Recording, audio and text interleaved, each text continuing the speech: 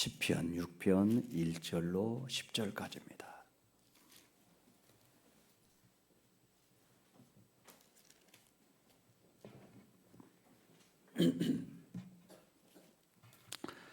제가 한 절, 여러분이 한 절 교독하겠습니다. 여호와여, 주의 분노로 나를 책망하지 마시오며 주의 진노로 나를 징계하지 마옵소서.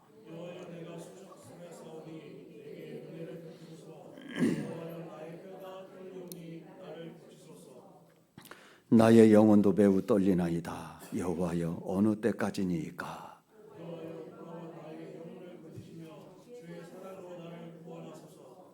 사망 중에서는 주를 기억하는 일이 없사오니 스울에서 주께 감사할 자 누구리이까?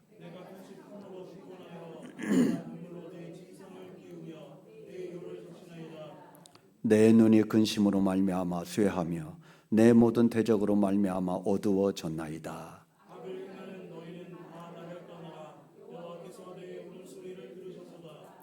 여호와께서 내 간구를 들으셨으며 여호와께서 내 기도를 받으시리로다.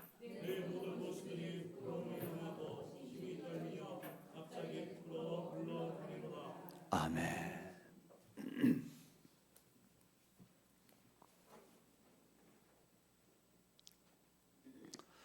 인생에서는 많은 여러 가지 고통이 있습니다.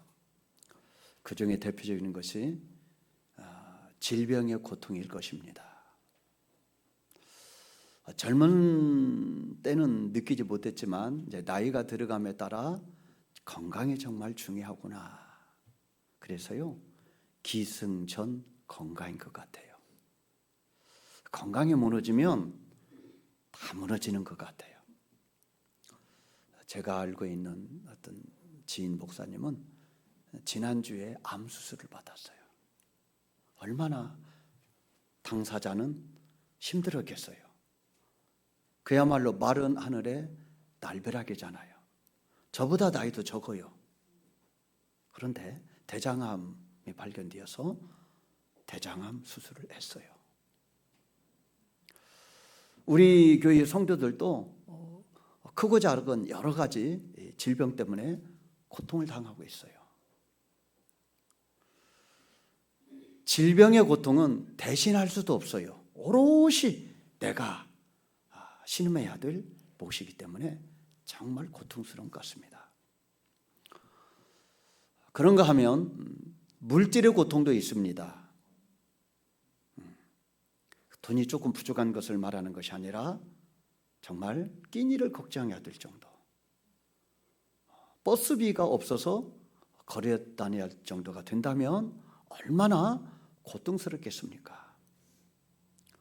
직장에서 나와야 되고 또 사업이 어려서 문을 닫아야 되고, 그런다면 가정을 이끌어가는 가장으로서는 얼마나 속이 타는 고통 가운데 빠지겠습니까? 그런가 하면은 관계적인 고통도 있습니다. 사랑하는 가족과 이웃과 직장 동료와 또 때로는 성도들 간에도 갈등이 있어서 고통 가운데 빠질 수도 있습니다. 가까우면 가까운 사람일수록 그 고통의 깊이는 더할 것입니다.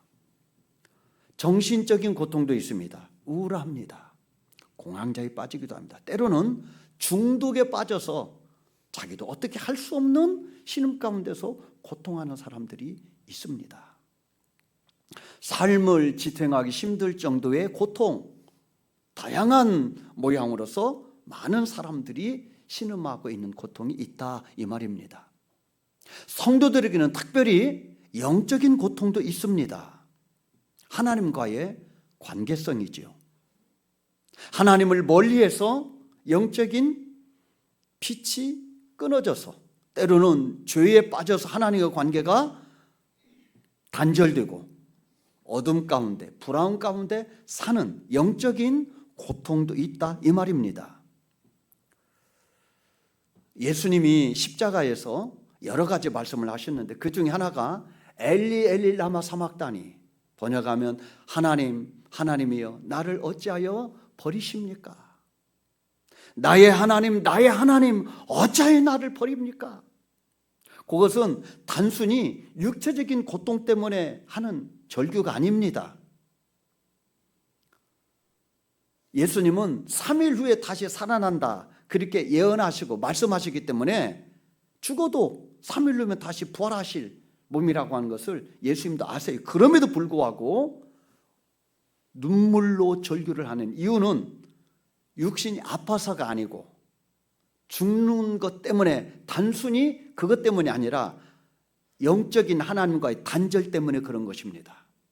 하나님께 버림받는다고 하는 것, 하나님과 단절된다고 하는 그것이 예수님이 너무 고통스러운 거예요. 하나님은 그 예수님을 통하여 인생의 모든 죄점을 짊어지게 하시고 그 저주를 온몸에 받고 십자가에 달려 죽는 그것이 자기와 하나님과의 관계가 단절되고 끊어진다고 하는 것이 엄청난 고통이기 때문에 그렇게 절규했다 이 말입니다.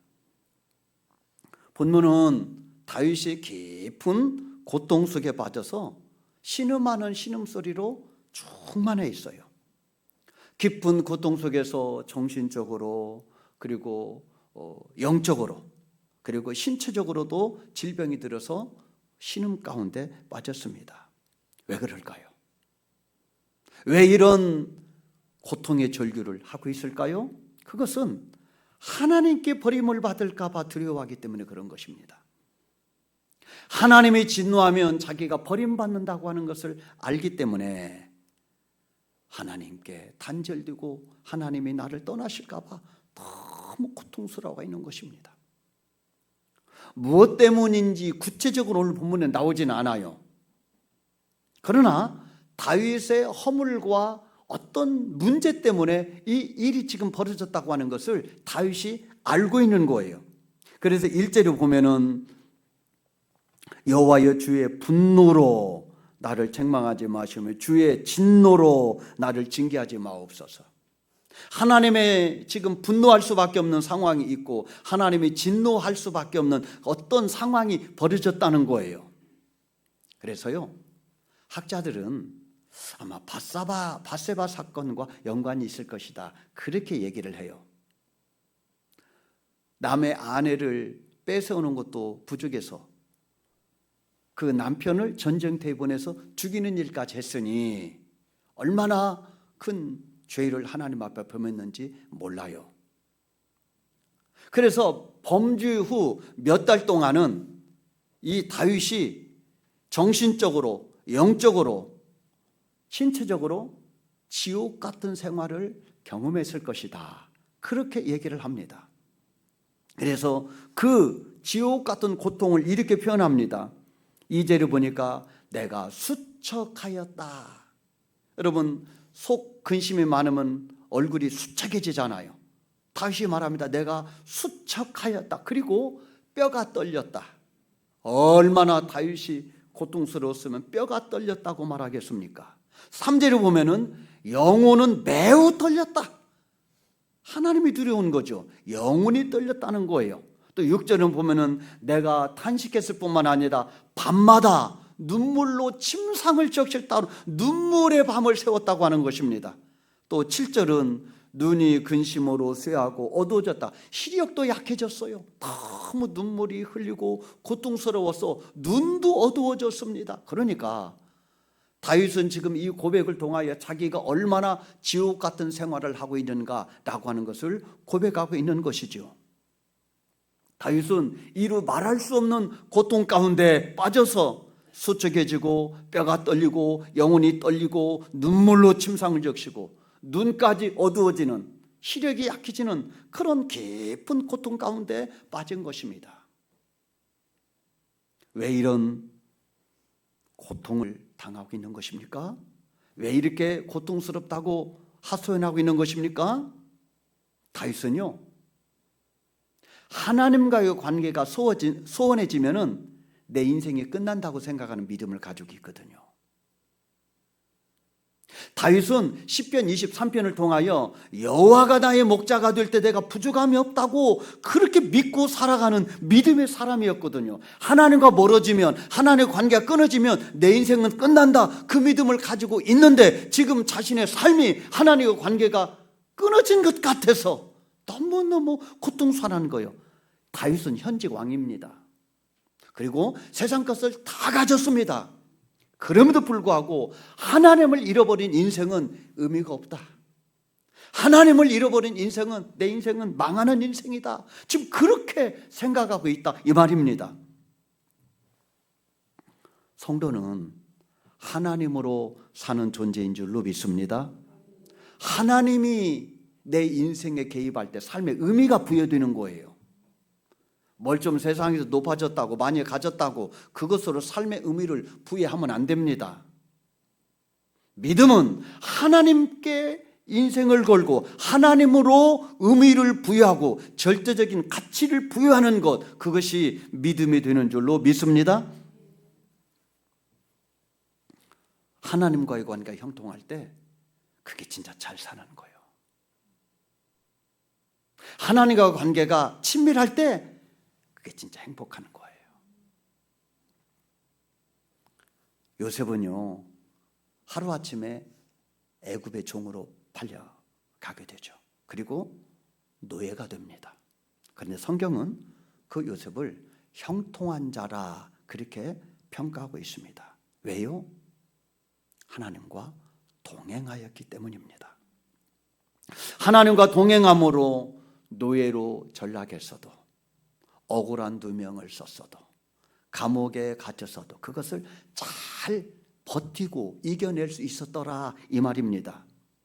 그 과정이 13년 기간이었지만은 결코 짧은 기간이 아니었지만 씩씩하고 그리고 담대하게 그렇게 감당해낼 수 있는 비결은 성경은 하나님과 함께 살았기 때문이다, 그렇게 말합니다. 인간적으로 10수년이 불행한 날들이었지만 하나님을 사랑하는 자, 곧 그 뜻대로 부르심을 입은 자들에게는 모든 것이 합력하여 선을 이룬다고 하는 말씀이 요셉에게 그대로 이루어진 줄로 믿습니다. 하나님과 관계를 소원하게 만드는 죄가 있습니다. 그거를 가볍게 생각하면 안 됩니다. 죄는요, 바이러스와 같은 것입니다. 컴퓨터가요, 바이러스에 오염이 되면 어떻게 돼요? 먹통이 됩니다. 아무리 기능이 좋아도, 아무리 비싼 컴퓨터라도 바이러스가 딱 들어오면 먹통이 돼요. 기능을 발휘할 수가 없어요. 죄는요, 하나님을 향한 눈을 가리게 만들어요. 죄는 하나님께 마음을 닫게 만들고요, 죄는요, 하나님과 동행하지 못하게 만든다, 이 말입니다. 뿐만 아니라 우리가 예배에 소홀하고 기도에 소홀하고 말씀에 소홀하고서야 어떻게 하나님과 친밀해질 수 있으며 하나님과 동행할 수 있겠느냐, 이 말입니다. 인생의 성패는 하나님과의 관계에 달려 있는 줄로 믿습니다. 관계가 좋으면 인생이 살아납니다. 관계가 좋으면 인생이 빛이 납니다. 관계가 좋으면 형통하게 될 줄로 믿습니다. 그러면 어떤 상황 가운데서도 기도로 일어서게 된다, 이 말입니다. 아무리 형편이, 조건이 어려워도 하나님이 도우시면 되는 줄로 믿습니다. 그래서요, 믿음은 하나님의 은혜로 사는 거예요. 그래서 성도들은요, 은혜가 있는 자리라면은 보따리 싸들고 가는 거예요. 예배의 자리, 기도의 자리, 말씀의 자리, 은혜의 자리가 있는 곳이 바로 성도가 있어야 될 자리가 되는 줄로 믿습니다. 다윗은요, 현직 왕이지만 그런 어떤 삶의 고통, 영적인 고통을 외면하지 않았어요. 아무것도 아닌 것인 양 간과하지 않았더라, 이 말입니다. 세상 것 다 가졌다고 해서 하나님과의 불통을 무시하지 않았어요. 다른 것으로 대신하지도 않았고요, 다른 것으로 해결하려고 하지도 않았어요. 하나님께 정면으로 나가 눈물로 호소하고 있습니다. 하나님 살려주세요. 내가 죽기 전에 나를 살려주세요. 죽은 후에 무슨 소용이 있겠습니까? 하나님, 내가 지금 죽을 것 같은데 죽기 전에 나를 살려주세요. 간절히 밤마다 눈물로 기도하고 있다 이 말입니다. 다윗은요, 하나님의 사랑, 하나님의 자비, 하나님의 긍휼을 의지하고 기도하고 있습니다. 그래서 4절에 보면 여호와여 돌아와 나의 영혼을 건지시며 주의 사랑으로 나를 구원하소서. 이 사랑이 뭡니까? 사랑을 헤세드 이렇게 하면 헤세드는요, 하나님과의 언약적인 사랑을 말하는 거예요. 언약적인 사랑. 하나님과의 이 언약적인 사랑은요, 함부로 깨거나 취소하거나 없앨 수 없는 사랑이라 이 말입니다. 하나님의 사랑은요, 상황과 조건이 달라졌다고 끊는 사랑이 아니에요. 하나님은 변덕스럽게 끊었다 붙였다 그런 분이 아니라 이 말입니다. 포기하지 않는 사랑, 영원한 사랑, 그것이 하나님의 사랑인 줄로 믿습니다. 그래서요, 십자가는 사랑이에요. 하나님이 얼마나 우리를 사랑하셨는지를 십자가를 통하여 보여주신 거예요. 하나님은 예수님을 십자가에 달 만큼 내가 기어코 너희들을 구원하리라. 아예 새 언약을 맺으셔서 이제는 옛 언약이 아니라 새로운 언약, 예수 그리스도의 십자가와 부활의 언약으로 내가 너희를 구원하고야 말겠다. 하나님의 마음, 하나님의 열심, 우리를 향한 불같은 하나님의 사랑의 표현, 그것이 십자가였다 이 말입니다. 그러므로 하나님은 어떤 상황 가운데서도 우리를 포기하지 않고 버리지 않는 하나님이신 줄로 믿습니다. 다윗은요, 이 하나님의 사랑을 알고 있어요. 그리고 믿고 있어요. 자신은 버림받고 죽임당한 마땅한 존재이지만은 하나님께 살려달라고 하면 하나님이 나를 살려주신다. 다시 기회를 주신다. 일으켜주신다. 그 믿음을 가지고 헤세드 사랑을 의지하여 눈물로 기도하고 있는 것입니다. 하나님의 어떤 분인지를 안다면 성도들은요, 기도하지 않을 수 없어요. 하나님의 어떤 분인지를 안다면 성도들은 절대 낙심하거나 포기할 수가 없다고 하는, 끝까지 하나님이 그 고통에서 건져주실 때까지 기도해야 될 줄로 믿습니다. 기도의 근거는 나에게 있지 않아요. 내가 조금 의로운 것 같고 선한 것 같고 순종한 것 같으면 기도할 자격이 있고, 내가 형편없고 불순종하고 집 가운데 가면은 자격이 없고, 그게 아니에요. 기도의 조건은 나에게 있지 않고 예수님께 있어요. 우리는 십자가의 공로를 의지하고 기도하는 줄로 믿습니다. 성도들은요, 그 하나님의 사랑, 우리에게 변함없이 베풀어 주시는 십자가의 사랑이 기도의 근거라 이 말입니다. 그래서 주님이 내 이름으로 기도하면 내가 시행하리라. 그러므로 우리는 나의 무엇을 의지하고 기도하는 것이 아니라 하나님의 사랑, 십자가를 의지하고 기도해야 될 줄로 믿습니다. 이렇게 신음 중에 있는, 고통 중에 있는, 절규하고 절망 중에 빠져 있는 이 다윗이 8절에서는 반전의 말을 합니다. 전혀 다른 믿음의 고백을 합니다. 탄식이, 고통이 변하여 희망의 고백을 하고 있는 것입니다. 두려움에서 담대함으로 바뀌었음을 말합니다. 자, 8절 한번 읽어볼까요? 시작. 악을 행하는 너희는 다 나를 떠나라. 여호와께서 내 울음소리를 들으셨도다. 악을 행하는 너희는 다 나를 떠나라. 담대하게 선포하고 있습니다.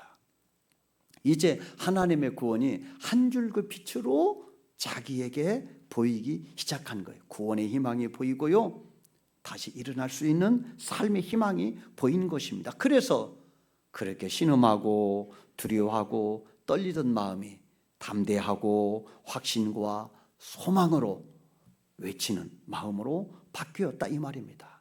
어떻게 해서 이렇게 바뀌었을까요? 8절 9절에서 이렇게 말합니다. 악을 행하는 너희는 다 나를 떠나라. 여호와께서 내 울음소리를 어떻게? 들으셨도다. 9절도 여호와께서 내 간구를 들으셨으며 여호와께서 내 기도를 받으시리로다. 하나님이 자기 기도를 받으셨다는 거예요. 하나님이 내 기도를 들으셨다는 거예요.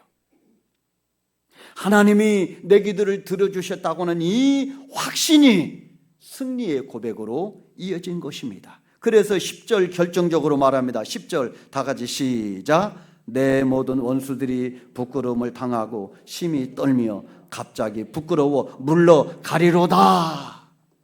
이 앞에 이 초반두의 그런 고통 가운데 절규하는 내용과 전혀 다르죠. 이제는 내 모든 원수들은 오히려 부끄러움을 당하고 떠날 것이다. 그렇게 고백을 하고 있습니다. 기도하는 다윗의 믿음은요, 확신하는 믿음. 다윗의 심령이 다시 살아나게 된 거예요. 그렇게 고통 가운데 절규하던 다윗이 원수를 향하여 담대히 외치고 있는 것입니다. 사람은 누구나 절망적인 상황을 만날 수 있습니다. 그때 절망적인 상황을 보고 낙담할 것인지, 아니면 하나님의 사랑을 보고 일어날 것인지, 그것은 우리가 선택해야 될 몫입니다. 과학자들이 실험을 했는데요, 쥐들을 아주 밀폐되고 깜깜한 곳에다 가둬놓으면 금방 죽는데요. 그런데 동일한 공간에다가 쥐를 넣고 한 줄기 빛을 비춰주면요, 수십 배 더 견디고 오래 산다는 거예요. 하나님이 우리 인생 가운데 빛이 되는 줄로 믿습니다.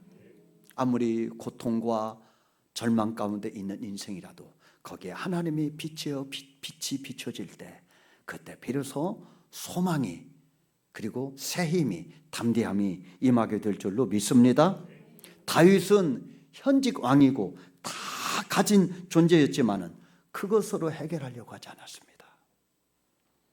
하나님으로 깊은 고통에서 빠져나오는 길을 선택한 것이에요. 인생의 답은 하나님께 있습니다.